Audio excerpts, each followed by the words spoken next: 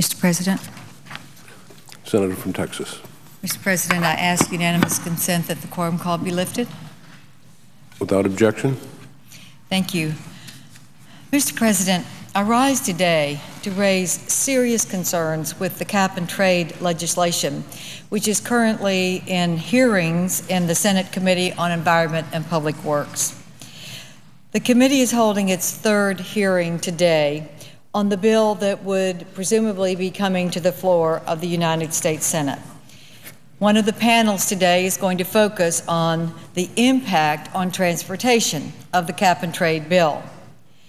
Mr. President, I think members deserve to know the real costs and effects that this bill is going to have on transportation, and that's what I'd like to talk about today. Last week, Senator Bond and I unveiled a report which analyzed the fuel cost implications from the House bill that is making its way through the House. Our report forecasted a $3.6 trillion gas tax on the American economy for the life of the program, which is 2015 to 2050. At this time of economic uncertainty, 15 million people are out of work, and just about every American is cutting back on spending. Do we really want to put a tax on energy and increase energy costs for families and small businesses at a time like this? I think the answer is obvious. The worst thing that we could do to our struggling economy is to overburden it with new taxes and more regulation. But that's exactly what the cap-and-trade bill is doing, and that's exactly what is going through Congress right now. This past weekend, we began to see what was in the Senate bill that is being proposed.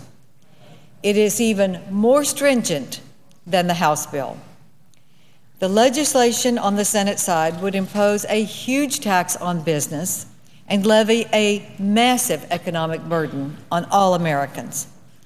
For most Americans, gasoline is a mandatory expense, and raising the cost of it, of course, is going to strain working families, small businesses, farmers, ranchers, and our whole economy.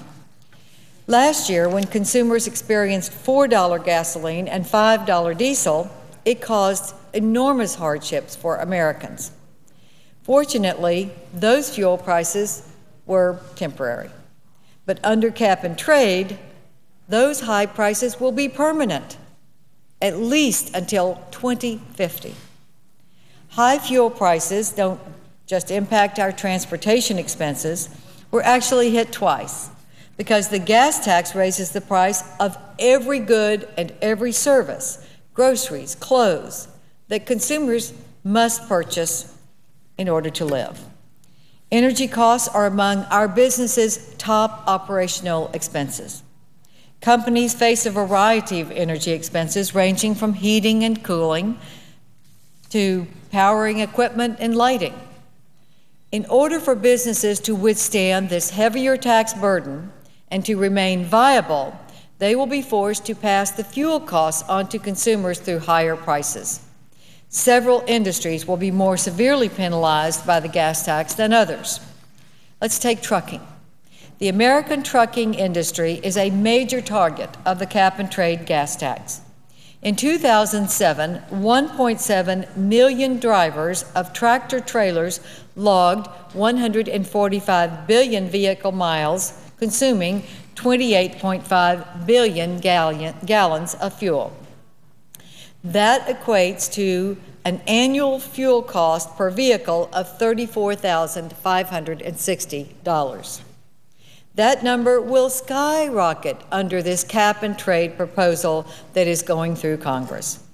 And when you consider that the average self-employed truck driver earns only $43,000 per year in net revenue, the gas tax represents an enormous new tax on working middle-class truckers. Of course, truckers will not suffer those higher gas taxes alone. Their additional costs will be shared by every consumer in the increased price of everything they transport. At some point, nearly everything bought or sold must be shipped to a retailer. So the sweeping effects of the gas tax on every consumer, every person, every business, certainly the trucking industry, but every other business, will harm our entire economy. The pain doesn't stop with trucking. Our nation's farmers and ranchers, who are tasked with producing high-quality goods for much of the world, will be irreparably harmed under the House's $2 trillion tax on gasoline and $1.3 trillion tax on diesel fuel. Gas and diesel-fueled powered equipment, ranging from tractors to combines to fertilizing systems, are the operational foundation of America's farms and ranches. Every extra penny they pay will be seen in the cost of goods and certainly the cost of food. Under the climate change legislation, they will face $550 million in higher fuel costs in the year 2020. Despite all of this pain that we're going to see on our truckers, on our family farmers, on every business, what good will it do? I mean, if there's a good side to this, let's look at it. It's supposed to be to help our environment.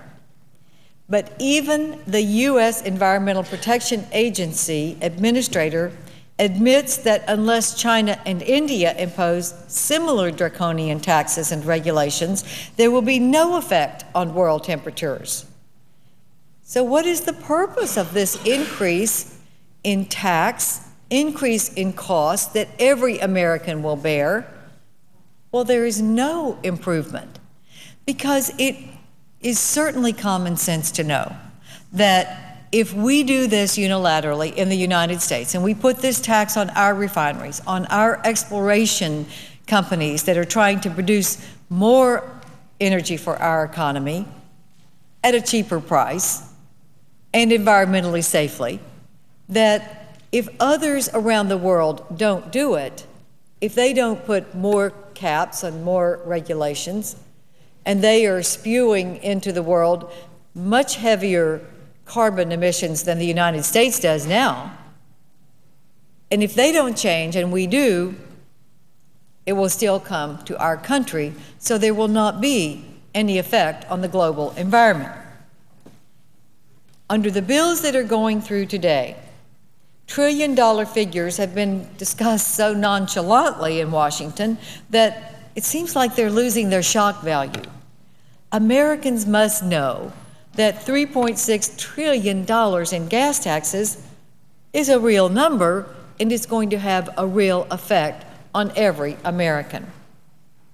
We can improve the environment, and we can improve the economy. One of the things that is not being discussed as we are talking about putting more taxes on the industries that produce energy, the bread and butter energy of our economy, what isn't discussed is nuclear power.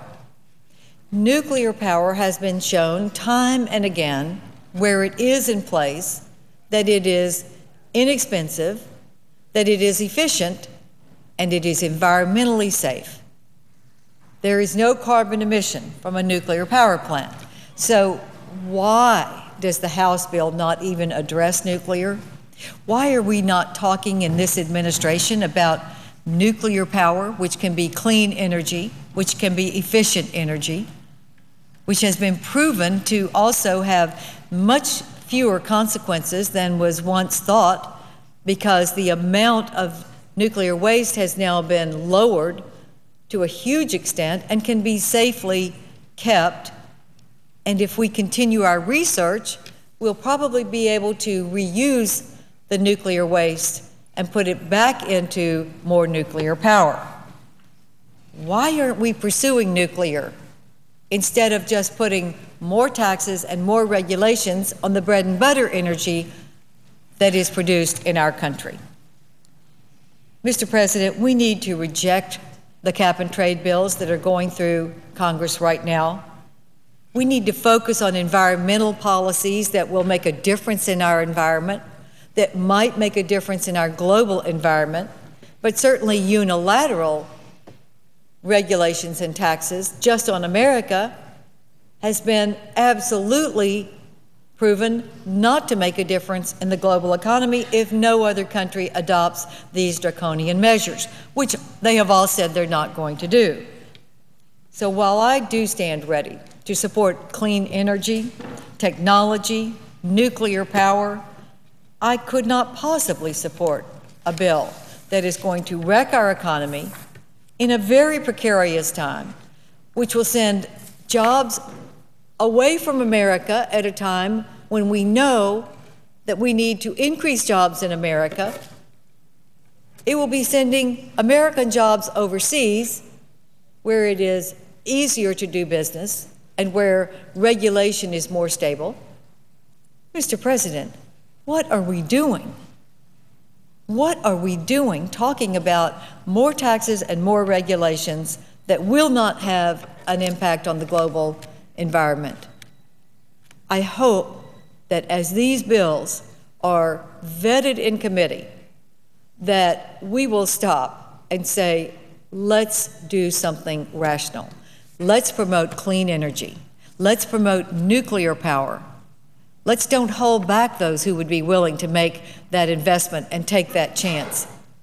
But, Mr. President, we should not pass cap and trade, which will tax and regulate our energy industry, and it will not help the environment. That is a lose-lose proposition. I hope that Congress and the majority in Congress will see that this is the wrong way and stop the cap and trade bill. Thank you, Mr. President, and I yield the floor. Mr. President.